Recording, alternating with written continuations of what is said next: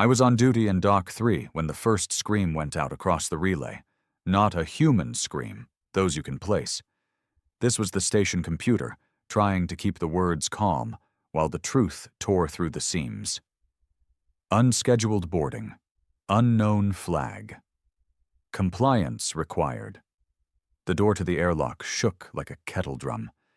The deck vibrated under my boots. Somewhere down the corridor, someone dropped a toolbox and shouted for their kid to get inside. That was Kite's reach.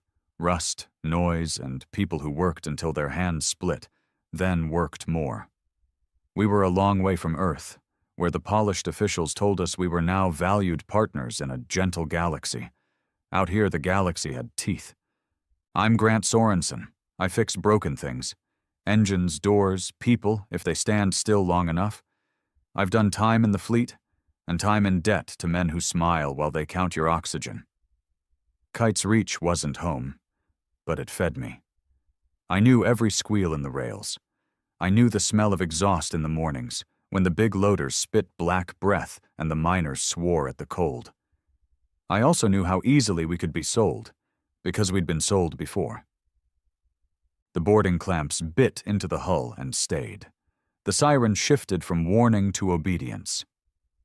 "Do not resist," the station said. "Dock 3 personnel face forward, hands visible." I heard boots, not ours, hit the metal outside the inner door. Our security chief, a polite man with soft hands and a great love of rules, kept saying into his comm, "We are compliant, repeat, compliant." He believed in forms and foreign agreements. He believed the galaxy would respect a stamped promise. The door cycled open to a wedge of pale light. 4 of them came in from the airlock. Tall, glassy skin with veins that pulsed in cool colors. I'd seen their kind in briefings. Veer Dominion. Trade enforcers, they called themselves. The leader wore a collar with a little bronze disc that meant something to them. Nothing to us. Its smile was a row of wet needles. "Dock 3, it said through the translator. "You're inspected for tariff violations." The voice was smooth and womanlike, which made some of the men flinch because they wanted to treat it like a person. I didn't flinch. I watched the way it set its feet, the weight on the back leg. I looked at the rifle, slung but not locked. I counted the breathing of the one on the left. Fast. Young. "We are compliant," our chief said again, then gestured to a tablet. "All manifests uploaded to the quadrant port. We pay our dues." "And your fines," the Veer leader said, as if we were children who needed the rest of the lesson. It glided along the line of us, eyes moving without blinking, hands behind its back like a patient teacher. It stopped in front of a cargo crate with the old Sol flag sticker peeling off one side. "Open that." "It's recycled hull plate," I said before the chief could stammer. "From a busted freighter." We cut it down for patch jobs. "Open it," the Veer said again, and this time the young one twitched the rifle up a fraction. The room cooled a few degrees. The chief fumbled with the latch. Inside was exactly what I'd said. Strips of metal with rough edges and weld scars. The Veer leader stared at it, like it wanted it to turn into something illegal just to make its day easier. It lifted a strip with one long finger and let it clank back down. Something in its eyes narrowed. "Human salvage," it said. "Untaxed origin. Confiscation." "It's garbage," I said. "You can't tax garbage." The young one swung the rifle to me. "He spoke out of turn," it blurted. The leader didn't glance back. It took a slow step toward me instead. "What is your function, human?" it asked. "Mechanic," I said. "I keep things breathing." "And breaking them?" it asked. And now it did smile. The kind of smile you get from a dog that knows the bone is yours but the dog is stronger. Behind it, I saw her. A miner's kid, maybe 10, with a patched coat 2 sizes too big. She had sneaked in past the line because that's what kids do when adults tell them everything is fine, in the very voice that means nothing is fine. She had a wooden toy in her hand, a rough little rocket some father had carved on a long shift. She stared up at the aliens with the raw courage of someone who doesn't understand that courage can get you killed. "Back," I told her quietly. "Go on." She didn't move. The young Vire, jumpy, eager, noticed her and stepped in fast, rifle dipping as it turned. The barrel clipped the kid's toy and snapped it in half. The wooden nose cone fell to the deck and rolled until it tapped my boot. The kid made a sound I can't write down without hearing it again. "Do not provoke," our chief said quickly, hands up, palms showing. The words sounded small now. "Silence," the leader murmured. It leaned closer to me. "Mechanic, do you understand tariffs?" "I understand lines," I said. "You crossed one." The young one pushed the rifle into my chest. It didn't mean to.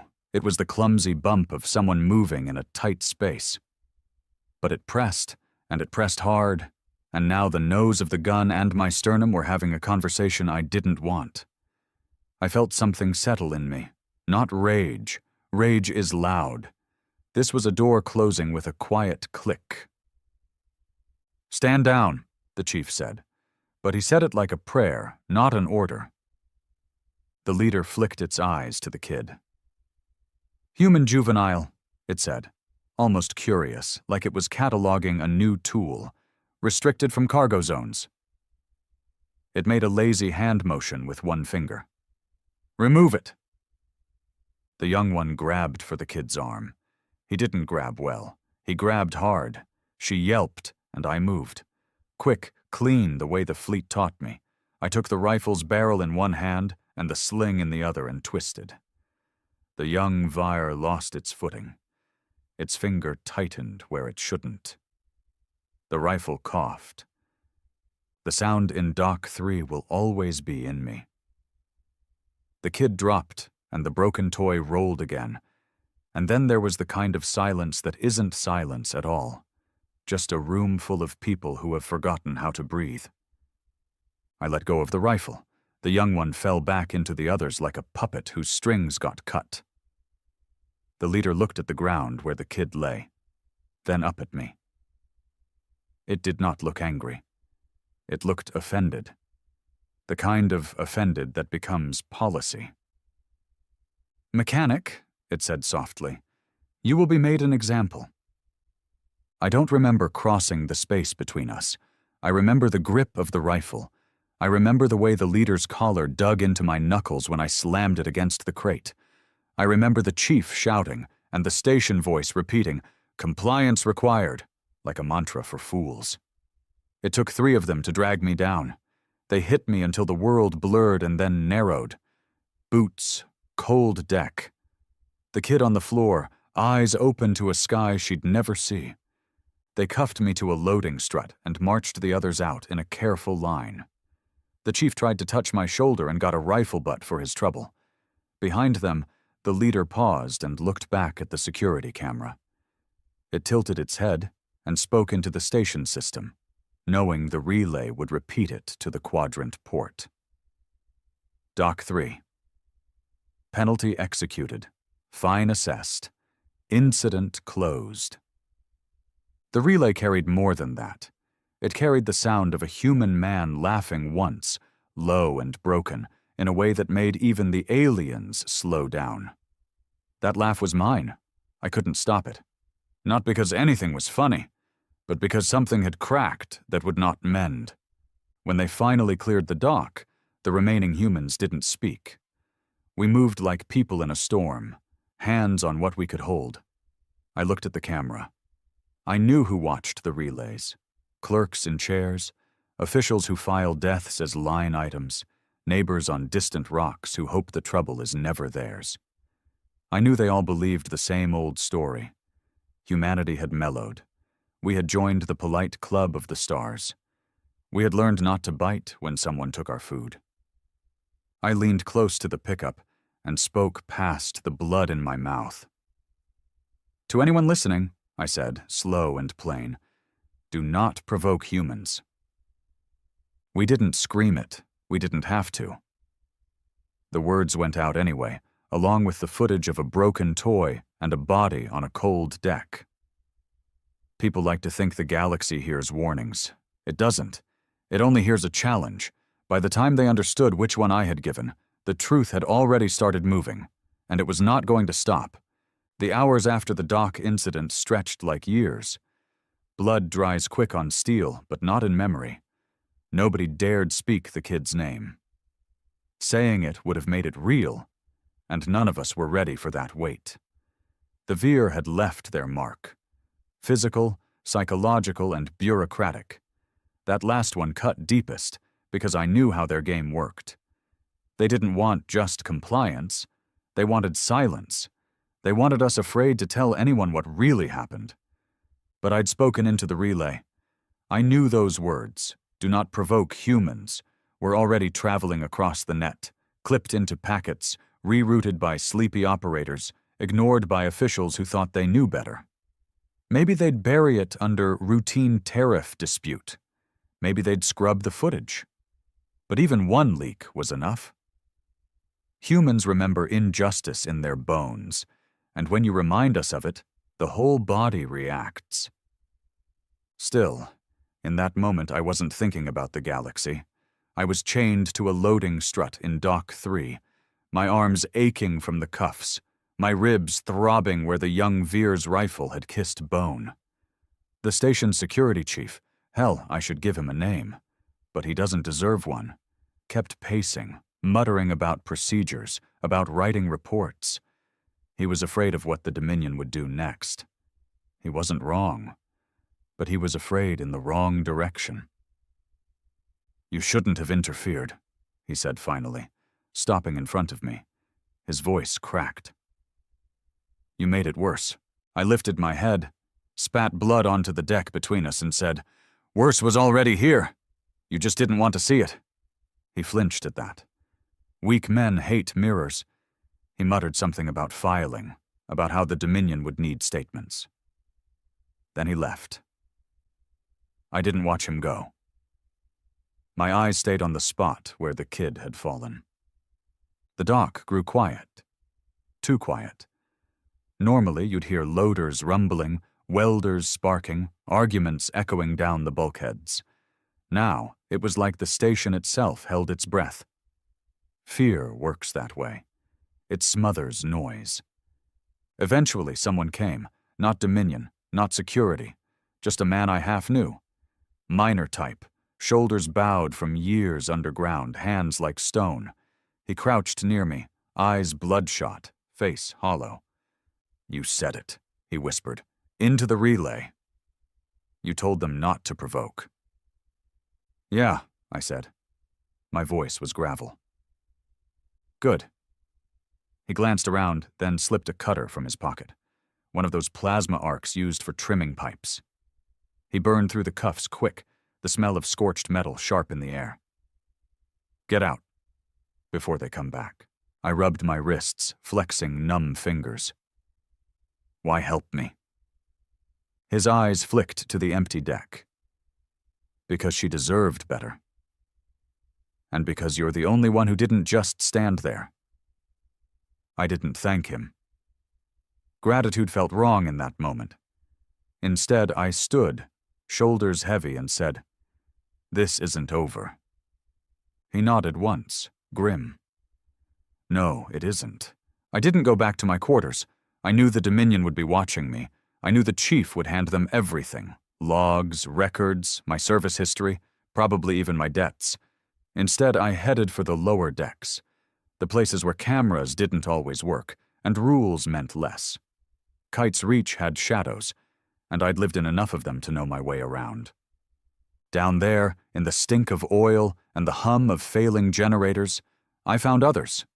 People angry enough to risk being seen with me. Angry enough to whisper what the officials wouldn't say aloud, were being bled dry. One woman, a hauler pilot with grease still streaking her face, leaned forward and hissed, They don't want tariffs. They want obedience. They break us a piece at a time until we forget we ever had a spine. Another, a boy barely 20 with a miner's badge, slammed his fist on the table. We should have fought. There were more of us than them. And what then? Someone else shot back. They'd torch the station, wipe us clean, call it a quarantine. The Dominion doesn't lose. That was the problem. Everyone knew the stories. Colonies erased. Settlements vanished. Enforcement actions that were really exterminations. The Dominion didn't fight fair, and they didn't need to. They had fleets. We had oxygen recyclers that barely worked. Still, the rage was there, simmering. I could feel it, like static before a storm. It just needed direction. I stood, hands braced on the table, and said, "They killed a kid. On our dock. For nothing.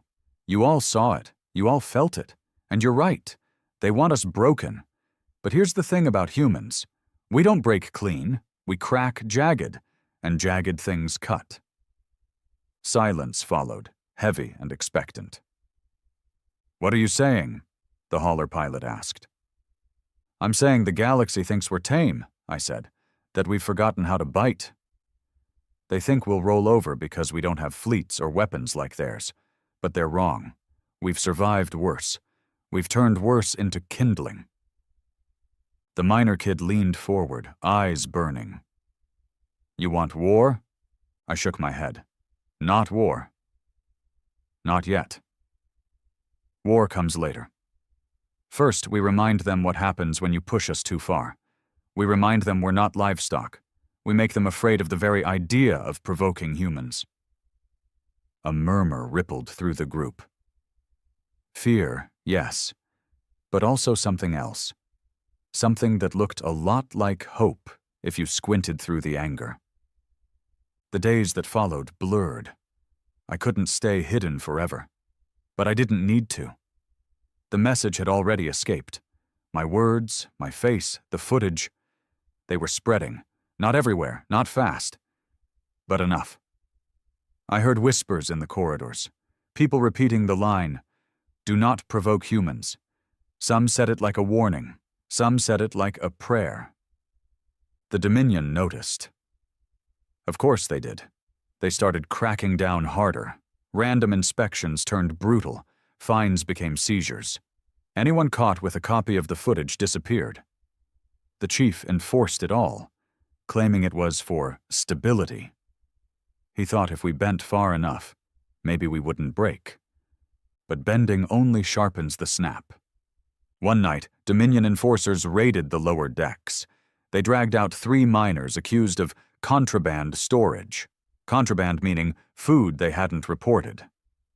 I was there, hiding in the shadows. I watched as the leader, the same one from Dock 3, gave the order.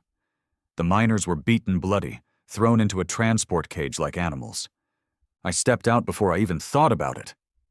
"Enough," I said, my voice steady despite the pulse hammering in my throat. The enforcers turned, rifles rising. The leader smiled that same needle smile. "Mechanic," it said. "Still breathing. Unfortunate." "You think this is control," I told it, "but all you're doing is teaching us. Every blow, every theft, every death, you're teaching us how to hate. And once we learn that lesson, you won't survive the test." It tilted its head, amused. Bold words from a species that cannot even defend its juveniles. That hit hard, but I didn't let it show. I just stepped closer, slow, deliberate. "You've made a mistake," I said. "You think compliance is safety. You think silence is victory, but silence is just the sound before the scream." For a moment, neither of us moved. The rifles stayed aimed. The miners groaned in the cage. The deck hummed with tension. Then the leader waved a lazy hand. "Take him," it said. They rushed me. I fought. Not with finesse, just raw survival. I broke one nose, dislocated one arm. But there were too many. They pinned me, slammed my face into the deck, cuffed me again. As they dragged me toward the cage, I heard one of the miners whisper through broken teeth, "Don't stop, Grant. Don't stop! That whisper carried me, even as they hauled me into the transport, even as the hatch sealed, even as the engines roared. Because I knew this wasn't the end. It was the spark, and sparks spread. They took us to a Dominion carrier in orbit. Cold walls, bright lights, everything reeking of antiseptic and arrogance. We were processed like cargo, shoved into cells that stank of fear. But even there, the whispers continued. The miners, bruised and bleeding, looked at me like I was something more than a man, like I was a symbol. I hated it. I wasn't a hero. I was just angry. But maybe that's what a symbol is. Anger given a face. The leader visited me once, standing outside my cell with that same smug calm. "You humans are amusing," it said. "So fragile, yet so loud. Do you really believe your kind can defy the Dominion?" I leaned against the bars, blood still crusted on my lip, and smiled. Not like it smiled. Mine was sharper. "We don't need to defy you," I said. "We just need to survive you. And once we do, the galaxy will hear what you did. And when it hears, it won't stop. Because humans don't forget, and we don't forgive." Its eyes narrowed. For the first time, I saw something flicker there. Not fear. Not yet. But unease. It left without replying. I don't know how long I was kept there. Days, maybe weeks. Time loses meaning when the lights never change. But I know this. My words escaped. Somehow, through some crack in their system, the message spread. Not just to Kite's Reach, but to other colonies, other stations. People started saying it everywhere. Do not provoke humans. And the Dominion noticed that too. They came for me in the night cycle. Dragged me from the cell. Shoved me into a chamber with walls that hummed with restrained power. The leader stood there, flanked by guards, its smile gone. "You have become dangerous," it said, "not because you fight, but because you speak. We cannot allow that."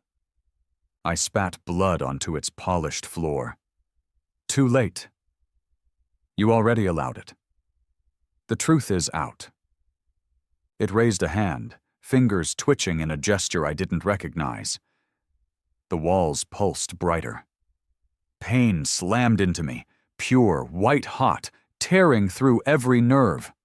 I screamed once, then bit it off, forcing silence. They wanted me broken. They wanted me begging. But all I gave them was the memory of a child on a cold dock, a broken toy rolling across steel. That image burned hotter than their machines. It kept me upright. When it ended, I collapsed to my knees, sweat pouring off me. The leader crouched, bringing its face level with mine. "You will die here, mechanic," it said, "and your words will fade." I lifted my head, met its gaze, and whispered, "No. My words are already louder than you can ever silence, and when the galaxy finally listens, it'll be too late for you." For the first time, the leader didn't smile. They left me there, broken but breathing. And I realized something. They thought killing me would stop it. But they didn't understand. Humans don't need one voice. We need a spark. And I'd lit it. Somewhere out there, in the dark between stars, humans were already whispering, already remembering. And soon, those whispers would turn into something the Dominion could never smother. Because the truth always comes. And when it came this time, it would come like fire. The cell stank of metal, sweat, and something sour that no scrubber bothered to clean. Time didn't flow in there. It dripped, one drop at a time, until your head felt hollow. They wanted me broken, quiet, forgotten. But I wasn't the only one. Across the corridor, I could hear the wheezing cough of an old miner. His name was Thomas, though I only learned that later. At the time, he was just another shadow, another survivor waiting to be erased. I spent my days watching. Not the walls. They told me nothing. But the rhythm of the guards. Dominion soldiers thought themselves efficient. But arrogance makes patterns.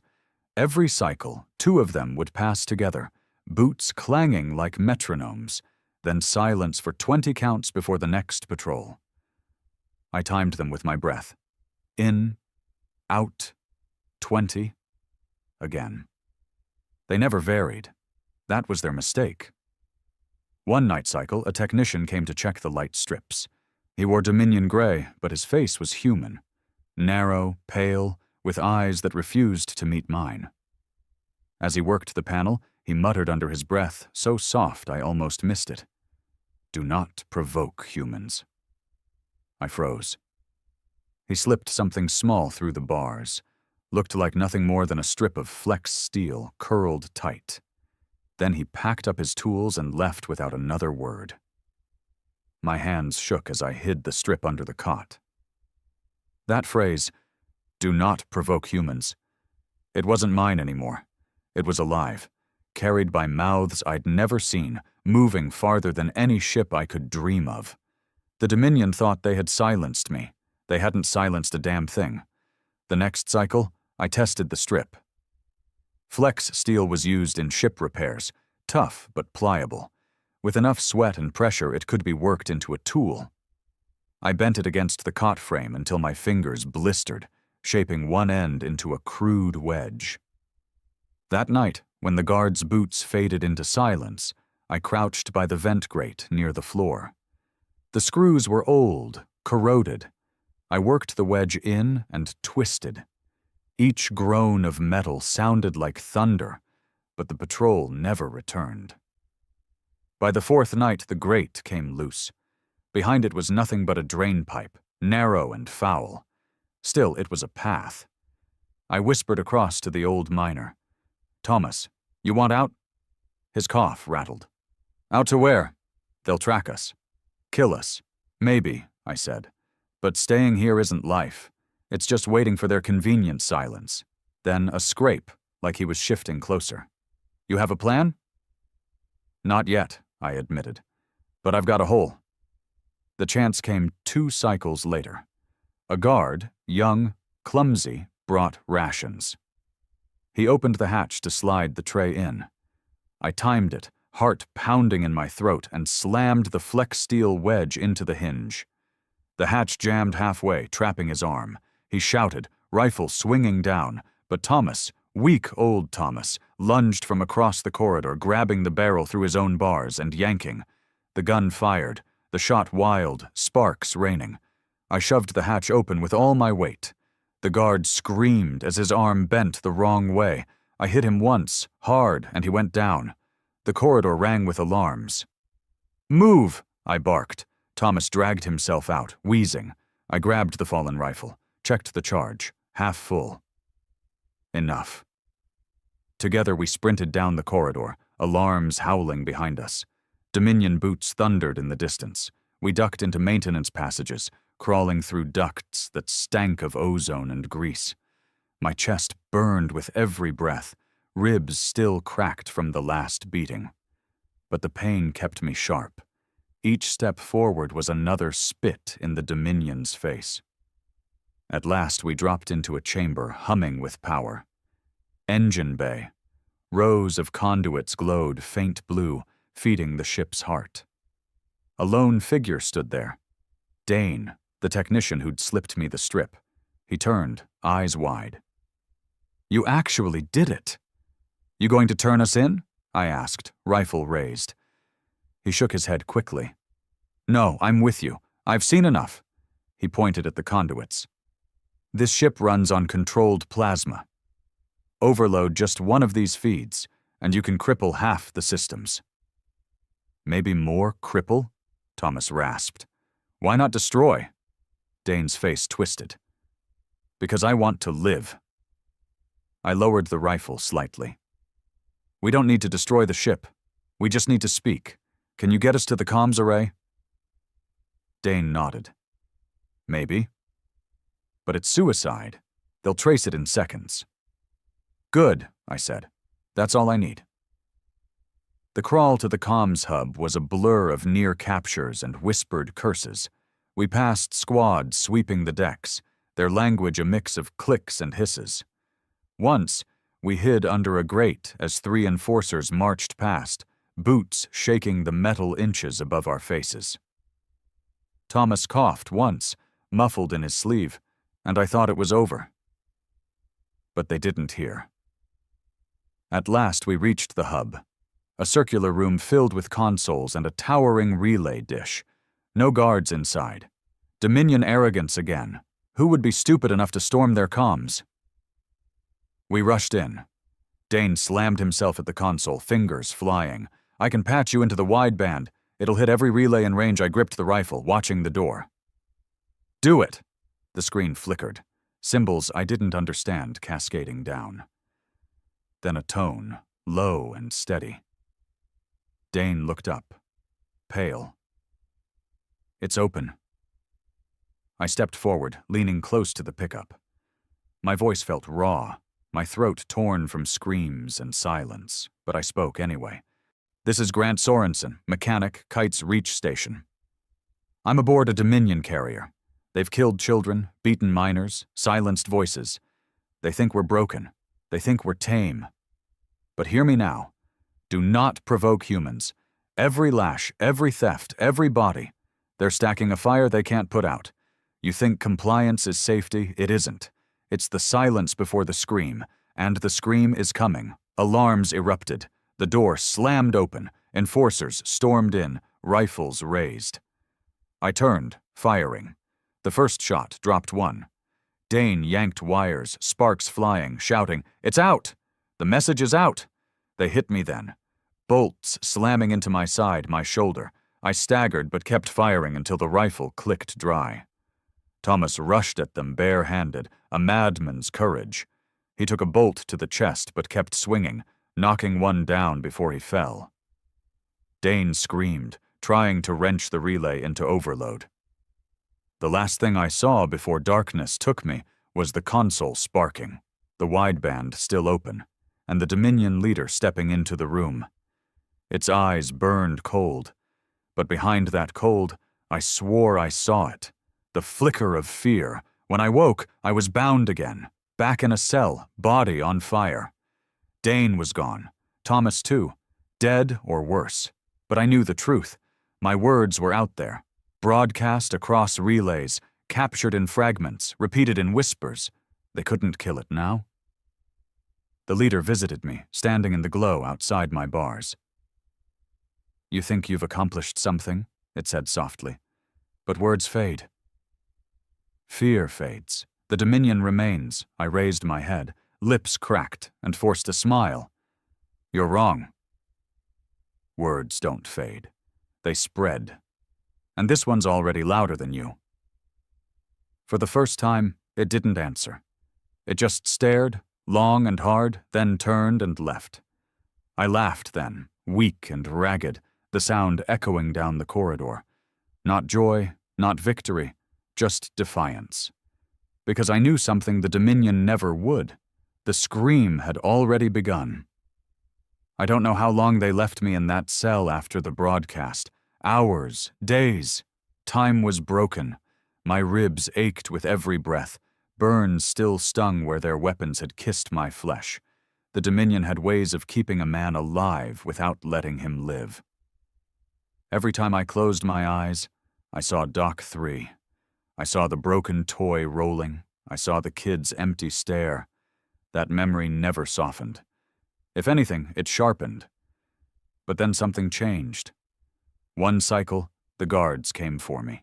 No beatings, no mock trials. They pulled me out of the cell and marched me to a chamber I hadn't seen before.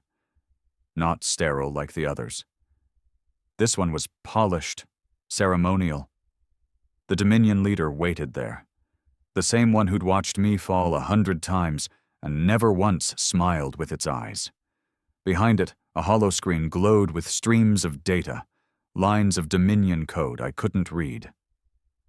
You've become inconvenient, it said.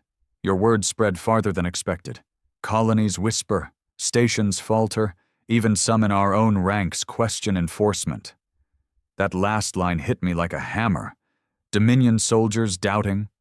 I hadn't thought it possible. You see the problem, it continued. Fear is useful, but uncontrolled fear is chaos. And chaos cannot stand it gestured to the holoscreen. Images flickered, grainy footage of human colonies. I saw miners with tools raised like weapons, farmers barricading domes, dock workers throwing cargo at Dominion enforcers. Small, desperate acts, but acts of defiance all the same. "Do you see?" the leader asked. "This is your fault." I should have felt pride. Instead, I felt a pit open in my gut, because I knew what came next. "You'll burn them," I said quietly. The leader tilted its head. "We will restore order." "Order always returns, but you—" It leaned closer, eyes gleaming. "You will never see it." I spat at its feet. "Order built on graves isn't order. It's rot, and rot always spreads." For the first time, its mask cracked. Not fear, not anger, contempt. It turned away, signaling the guards. "Take him back. He'll die slow." They dragged me out, but the images stayed burned into my mind. Humans fighting back. Small sparks, yes, but sparks spread. Later, in the dark of my cell, I heard it, a sound soft as breath, a whisper through the vent. "Grant, you alive?" I froze. "Who's there?" "Name's Rin. Cargo hauler, conscripted to work their supply lines. I've been hearing about you. About what you said." My throat tightened. "It's spreading then?" "Spreading?" A low laugh. "It's everywhere." "You lit the fuse, Sorensen. Colonies from here to the belt are quoting you. Kids in slums chant it like a song. Do not provoke humans. They don't even know your face half the time, but the words, they're fire." I pressed my head against the vent. My ribs screamed, but I didn't care. "Then we've got a chance." "More than a chance," Rin said. "We've got a movement." And movements don't die easy. The Dominion didn't understand humans. Not really. They thought we were predictable, fearful, compliant, willing to trade dignity for survival.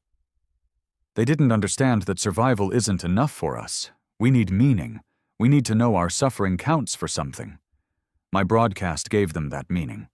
Word filtered in through whispers, bribes, scraps of overheard comms.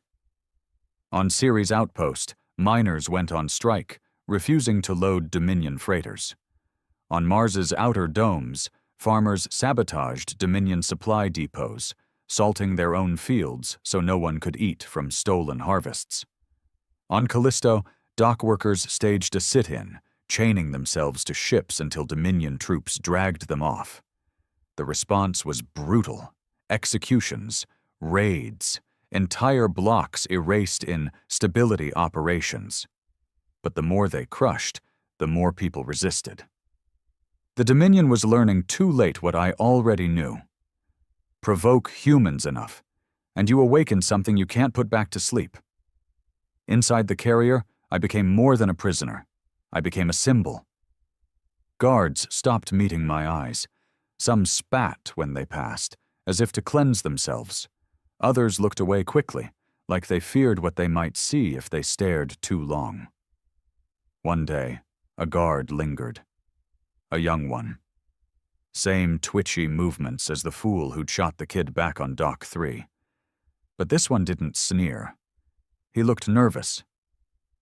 "You," he muttered, voice low. "The mechanic."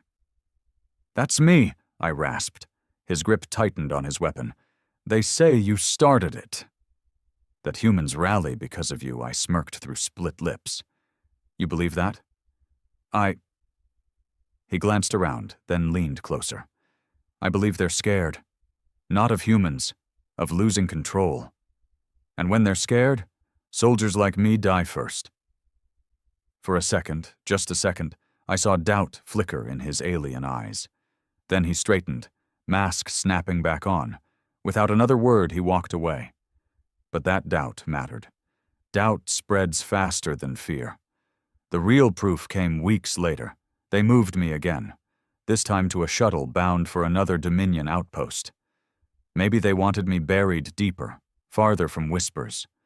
But fate doesn't always follow orders. Halfway through the flight, alarms blared. Explosions rocked the hull. The shuttle lurched, tossing us against the walls. Guards shouted, scrambling for weapons. I lay shackled to the bench, heart hammering. Through the viewport, I saw it. A human freighter, guns welded crudely to its hull, smoke trailing from its engines. Pirates, the Dominion would call them. Freedom fighters, others might. Didn't matter. They were attacking. The shuttle twisted, trying to dodge. Bolts of plasma streaked past, some hitting, some missing. A console sparked, filling the cabin with acrid smoke. The guards panicked, their discipline cracking. One of them fumbled with a comm, shouting for reinforcements. Then a bolt tore through the side of the shuttle. Decompression alarms shrieked. The guards staggered. One slammed against me, keys jangling at his belt. I didn't think. I moved, snatched the keys, jammed them into the cuffs. They clicked open. My wrist screamed with sudden freedom. I grabbed the fallen guard's weapon and fired before he could react. The cabin became chaos. Smoke, blood, sparks. I fought like a man already dead, because that's what I was to them. Another guard went down. Another tried to draw a blade, too slow. Then the freighter latched on. The hull screeched as clamps bit. Airlocks hissed. The shuttle shuddered under boarding. Humans stormed in. Not soldiers. Dockhands, miners, ragged men and women with stolen rifles and fire in their eyes. They cut down the last Dominion guards, then stared at me, wide-eyed. "You're," one began, but his voice caught. "Grant Sorensen," I said, lowering the rifle. My voice was raw, but it carried. For a moment, silence. Then a cheer erupted, ragged but fierce. They pulled me aboard their freighter. Medical bay was little more than a cot and a bottle of antiseptic. But it felt like heaven. A woman with calloused hands patched me up while the others crowded around, hungry for words. "You really said it?" one asked. "The broadcast?" I nodded. "I said it." "What's next?" another demanded. "What do we do now?" I looked around at their faces. Tired, scarred, desperate, but alive and burning. "We make them bleed," I said. "Not just their soldiers, their image, their control, every station, every colony. They need to see the Dominion isn't untouchable, and when they see it, they'll fight harder." The room erupted in agreement. In the days that followed, I learned the truth. The message hadn't just spread, it had ignited. Colonies all across the system were resisting. Not coordinated, not yet, but enough to force the Dominion onto the back foot. They were used to obedience. Now they faced defiance on every front. The freighter crew, my rescuers, called themselves the Ember Line. Miners, smugglers, outlaws, united by one thing. They were done kneeling. They struck supply convoys, sabotaged Dominion depots, spread my words wherever they went. And now, with me aboard, they had a symbol. I hated it, but I couldn't refuse it. One night, as we drifted in the shadow of a gas giant, the captain, a broad-shouldered woman named Mara, sat across from me. "You lit this fire," she said, "but fire without direction burns itself out. We need more than raids. We need strategy. You were fleet once, weren't you?" I nodded slowly. "I know tactics. Enough to hurt them, but I'm not a leader." Mara's eyes narrowed. "Doesn't matter what you think you are." To them, she gestured to her crew, to the whispers echoing through the ship, "You're already leading." That night, I lay awake, staring at the ceiling. Doc 3 haunted me. The kid's eyes, the broken toy. I hadn't saved her. I hadn't saved anyone. But maybe, just maybe, I could make sure her death wasn't wasted. Maybe I could turn her scream into the galaxy's roar. The next strike proved the point. A Dominion supply depot on Ganymede, lightly guarded, critical to their outer fleet. The Ember Line hit it with stolen shuttles, breaching the perimeter before alarms could fully rise. I led the charge, rifle in hand, lungs burning. Dominion troops fought hard, but we fought harder.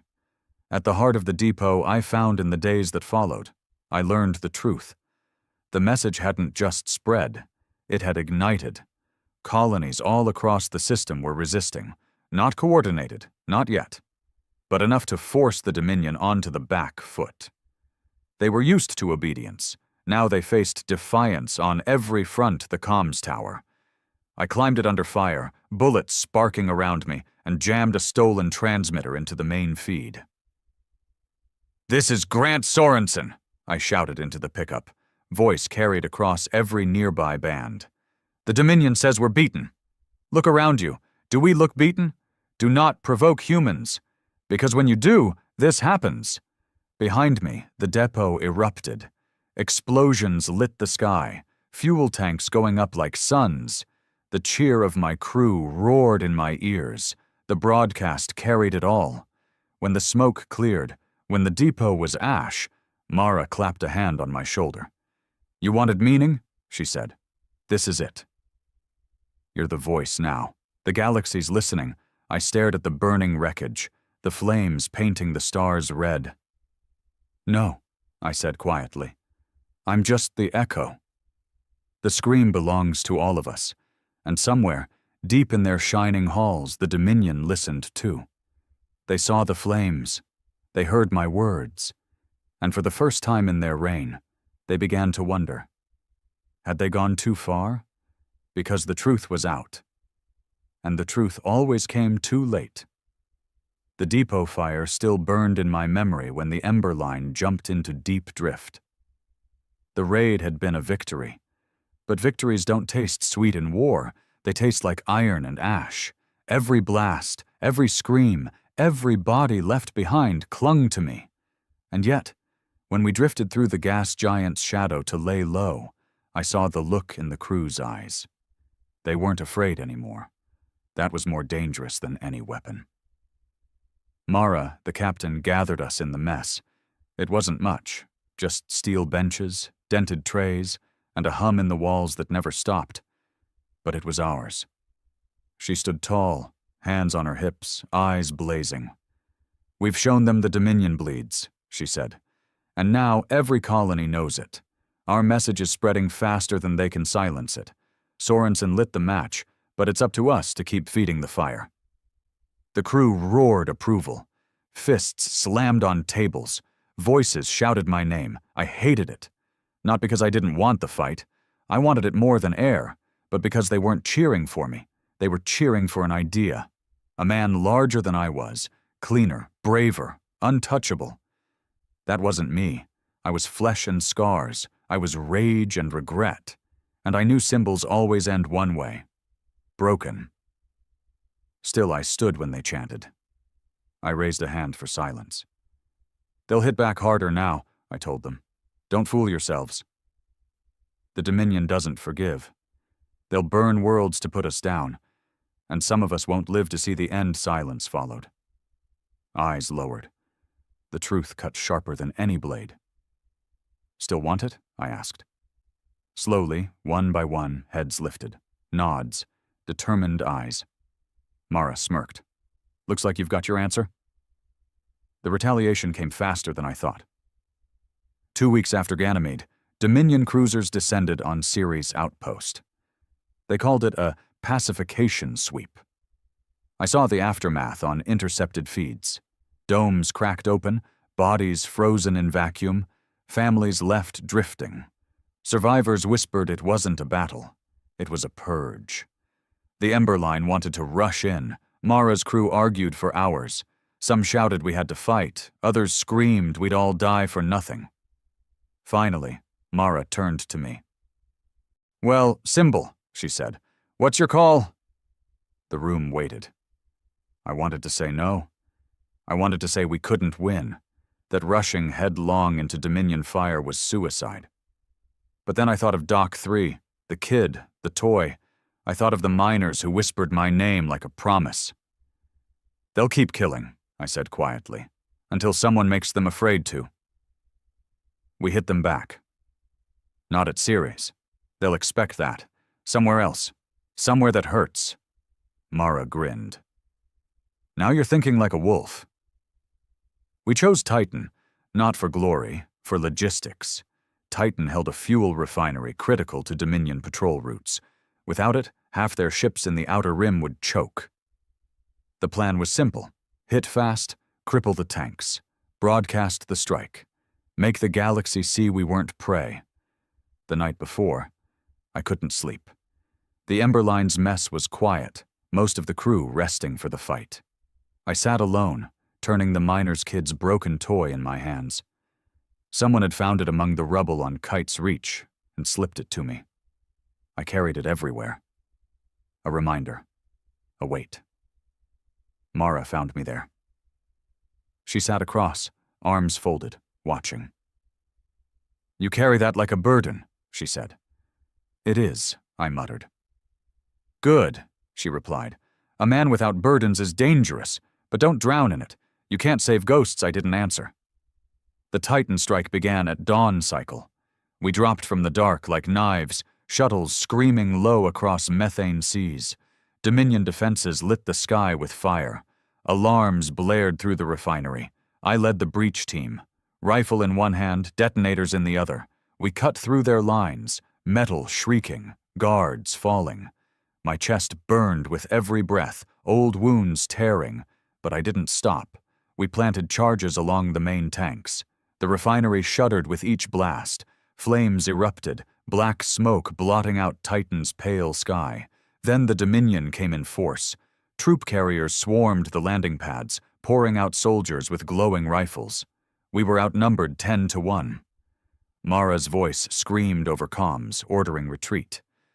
But I couldn't leave. Not yet. Not without the broadcast. I sprinted through fire and smoke to the comms tower. Dominion soldiers chased, shots sparking around me. I dove into the control room, slammed the transmitter online. "This is Sorensen," I shouted, breath ragged. "The Dominion thinks Titan belongs to them." "Look out the window. It's burning. Every strike, every scream, every flame is proof. Do not provoke humans. We are done kneeling. We are done begging. We will burn their empire down before we bend again." Shots tore through the room. Consoles exploded. I hit the deck, returning fire.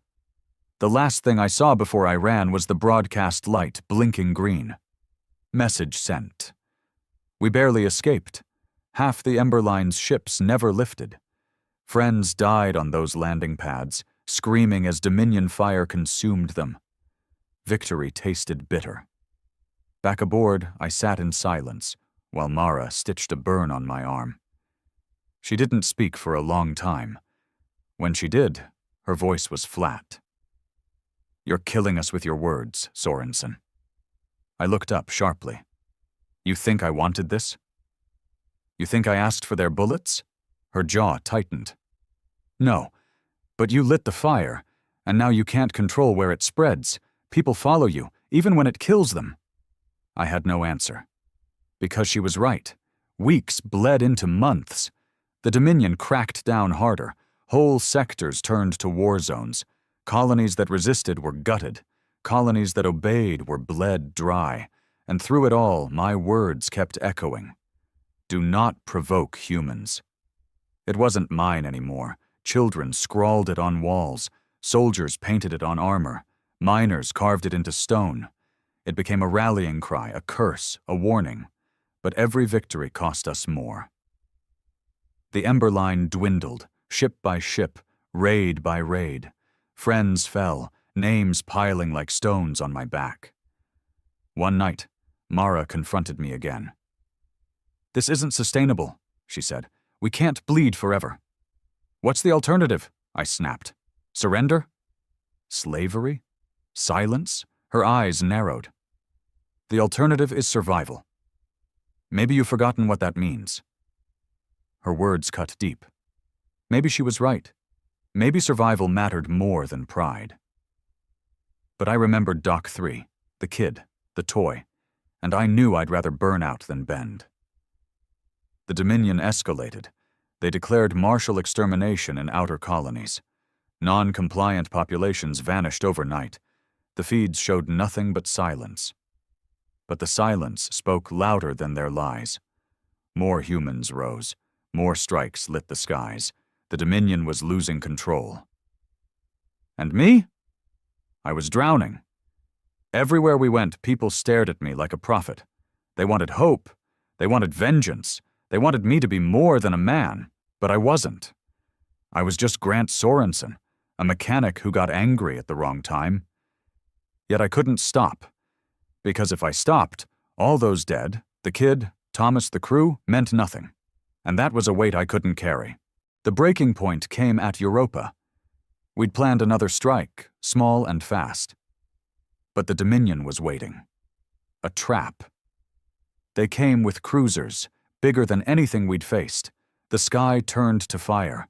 Ships exploded around me, Ember Line crews screaming as they burned.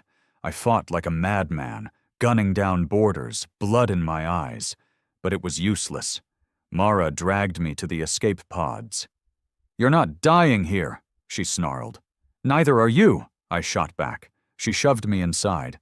"They need you more." "You're the voice. I'm just a captain." The hatch sealed before I could argue.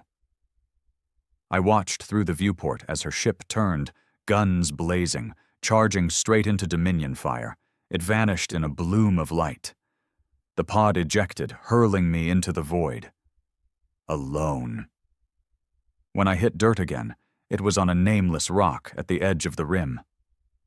Survivors pulled me from the pod, faces I didn't know, voices whispering my name like prayer. I wanted to scream. I wanted to tell them I wasn't a savior, that I was just a man drowning in ghosts. But their eyes, hungry, desperate, burning, held me silent.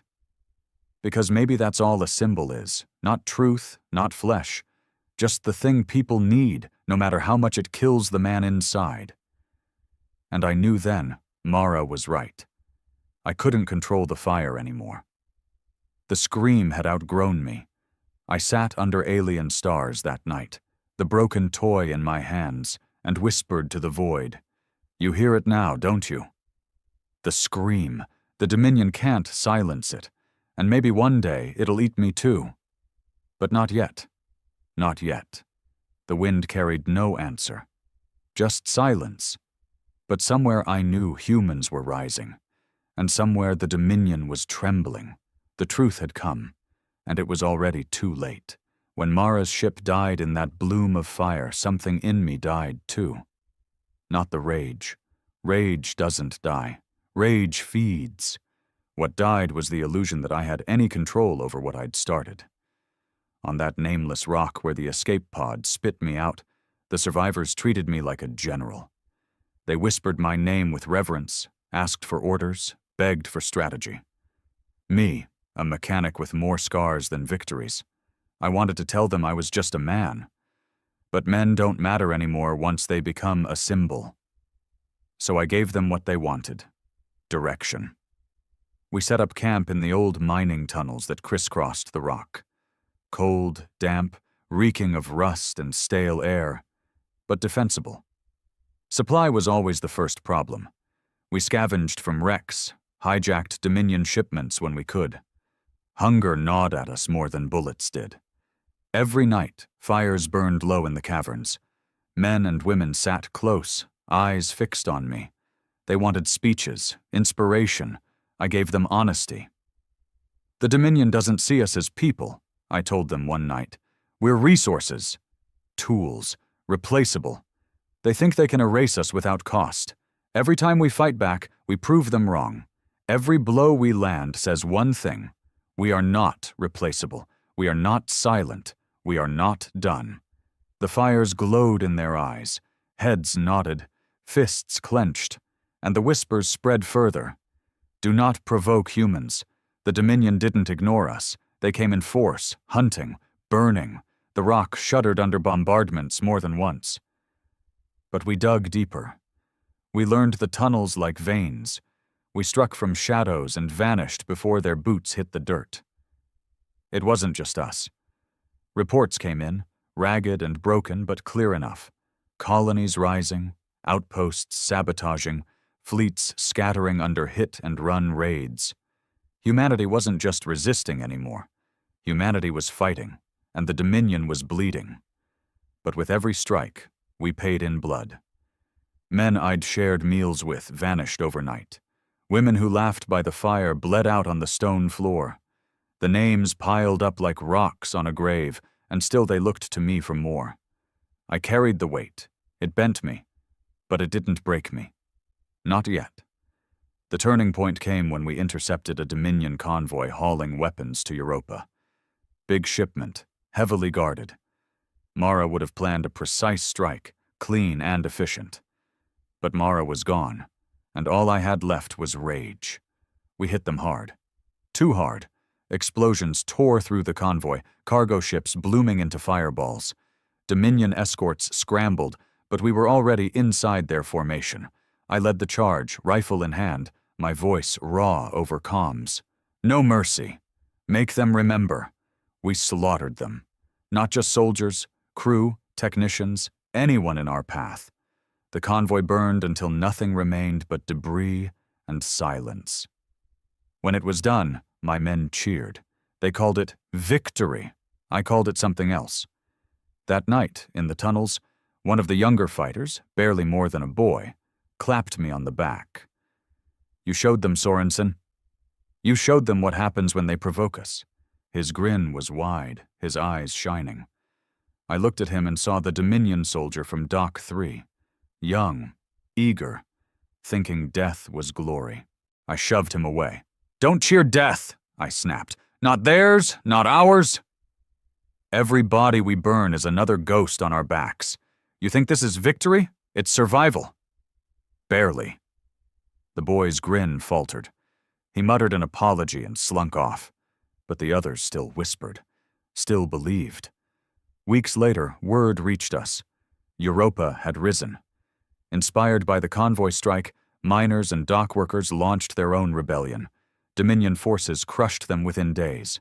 Executions broadcast system-wide. I stared at the feed until my hands shook. My strike had lit their fuse, and they'd paid the price. Was that leadership or murder?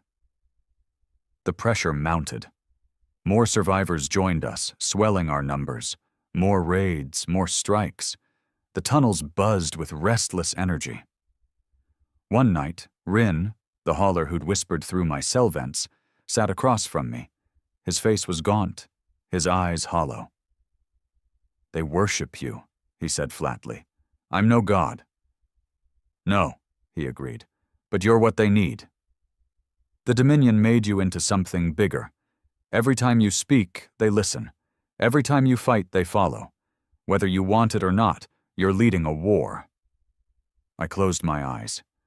And if I lead them into the grave? Rin leaned forward. Then at least it'll be our grave. Not theirs. The war escalated.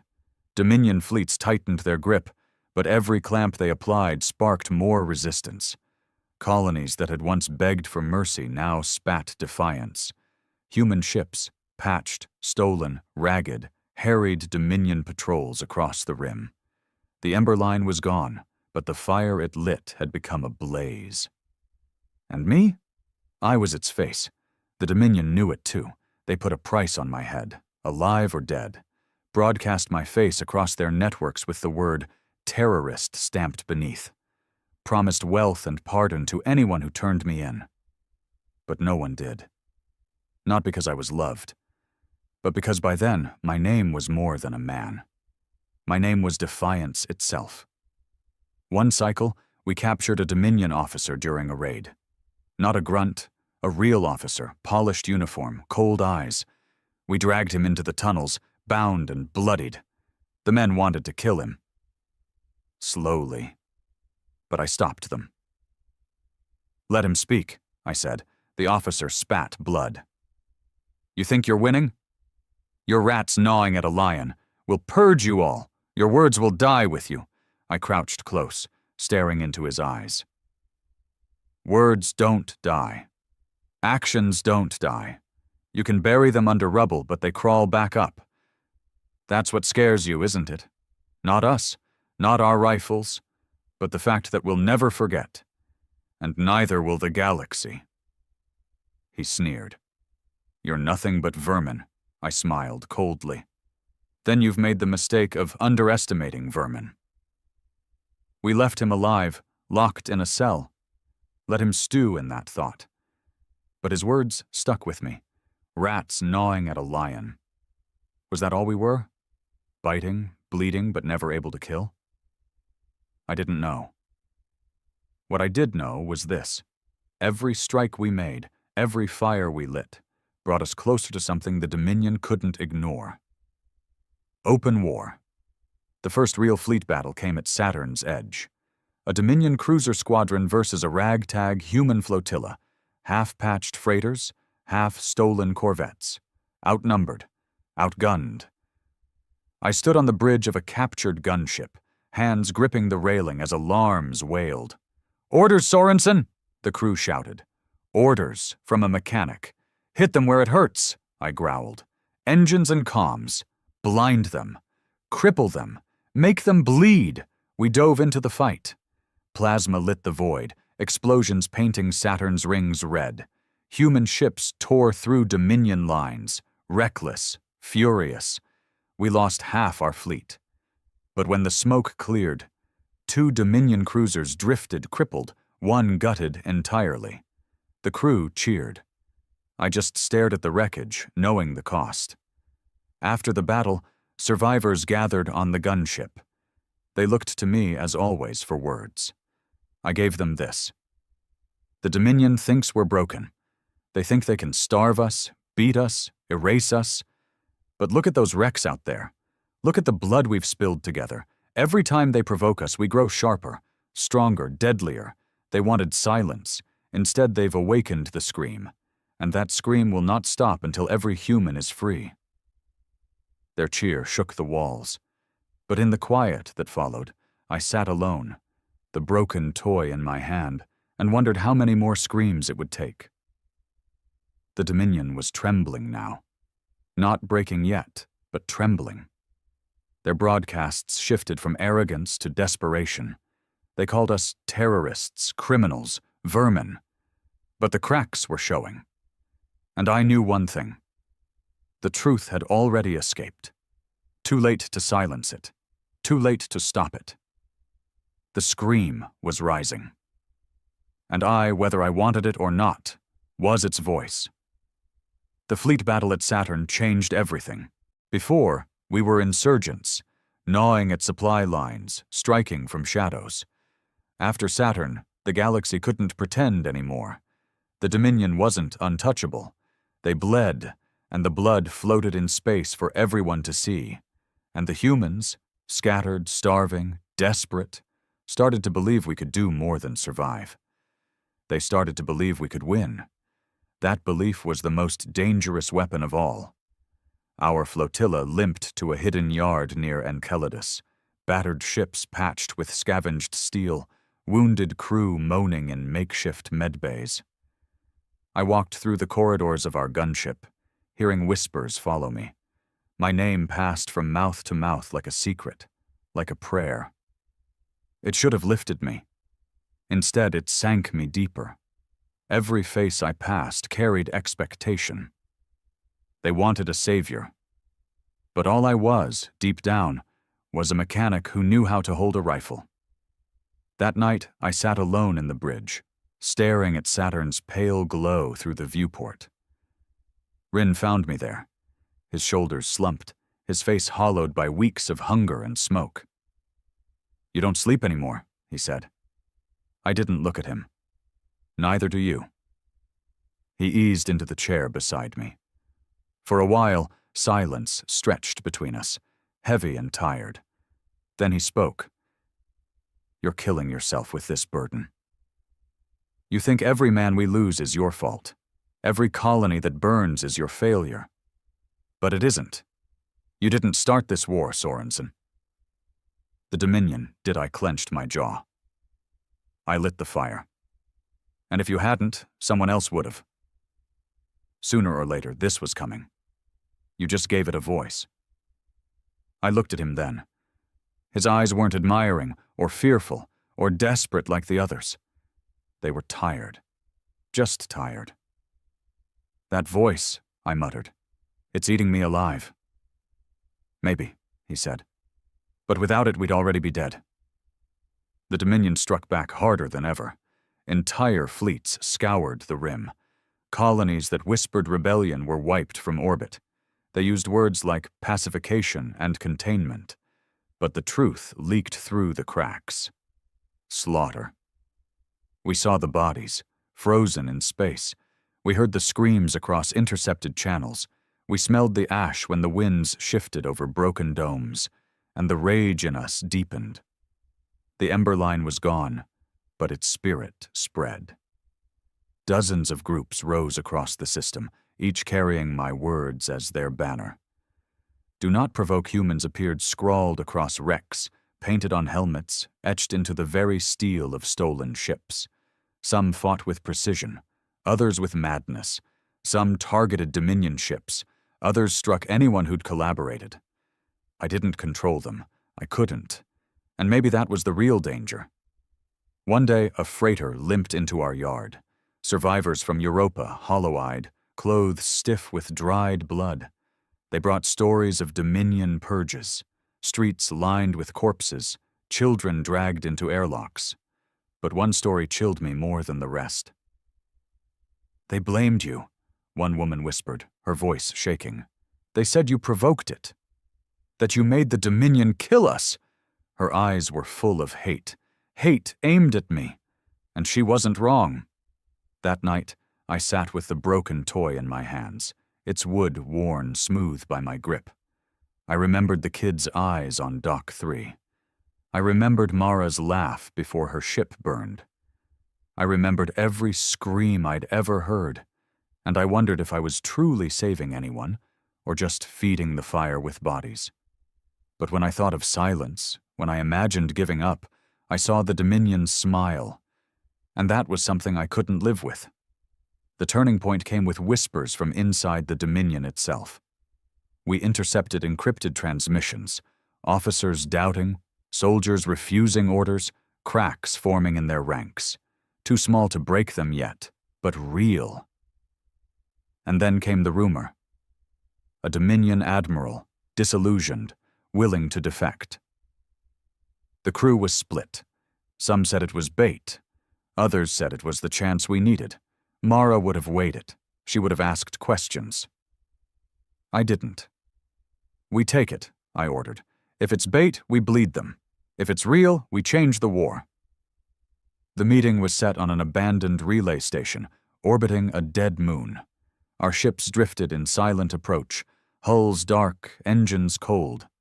I led the boarding party, rifle ready, ghosts whispering in my ears. Inside, the air smelled stale, the walls coated with frost.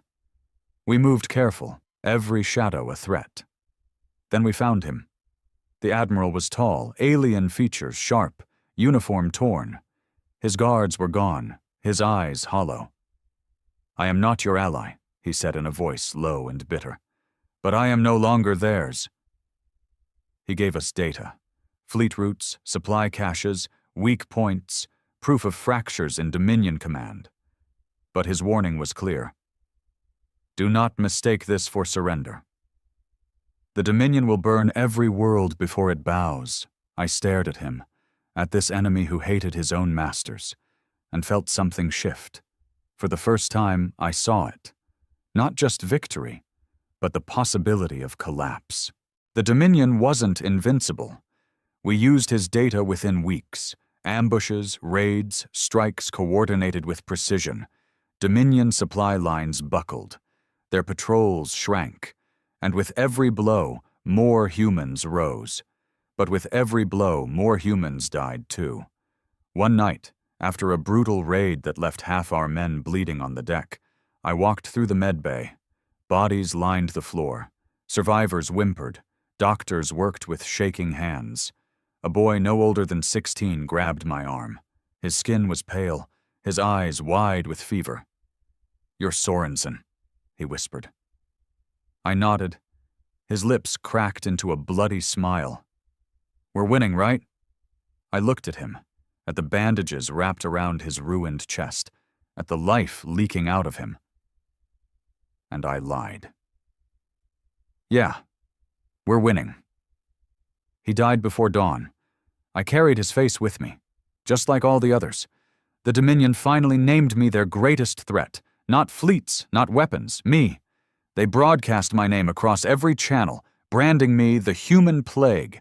They promised my death would end the rebellion. They were wrong.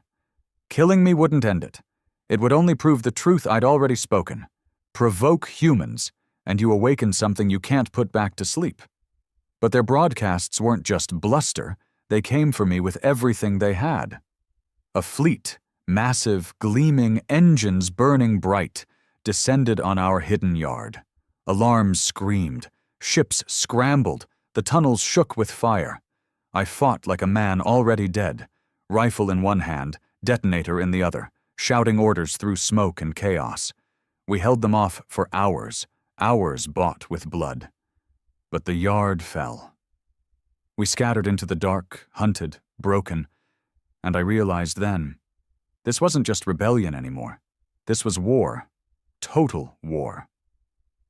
We regrouped on another nameless rock, our numbers halved, our ships in ruins. Morale was ash.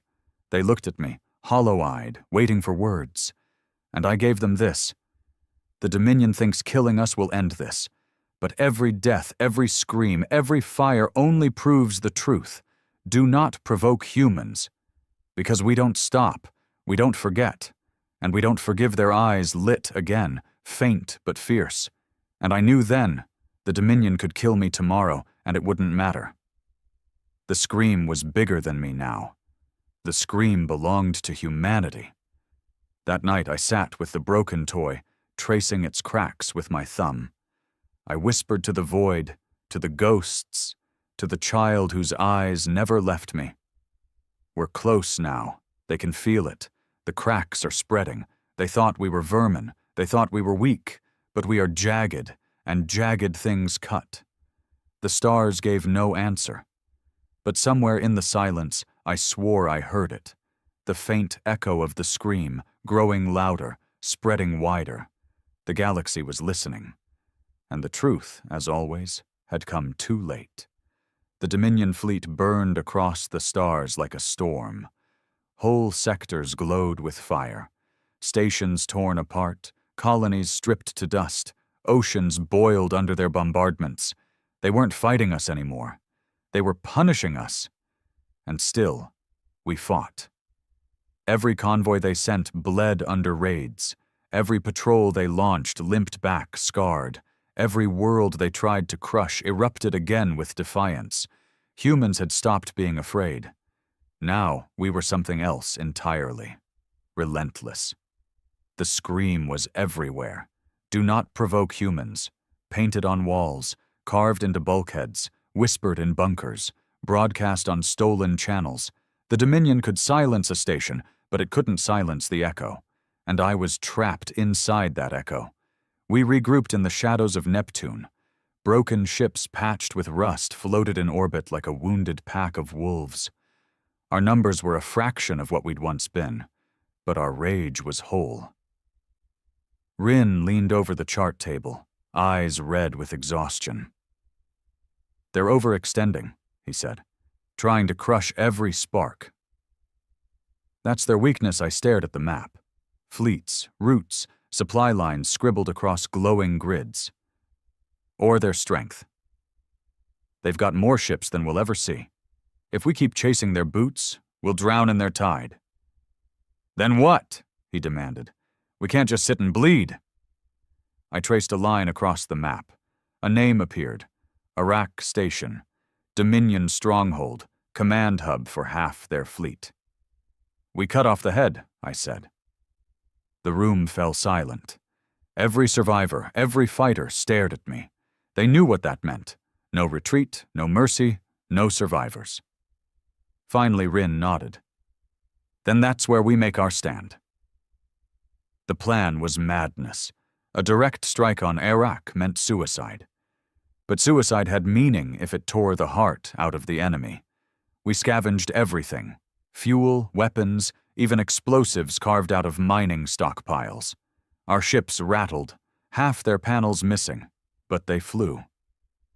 That was enough. The night before, the crew gathered in the mess, faces hollow, eyes burning. They wanted words. I stood, the broken toy in my hand,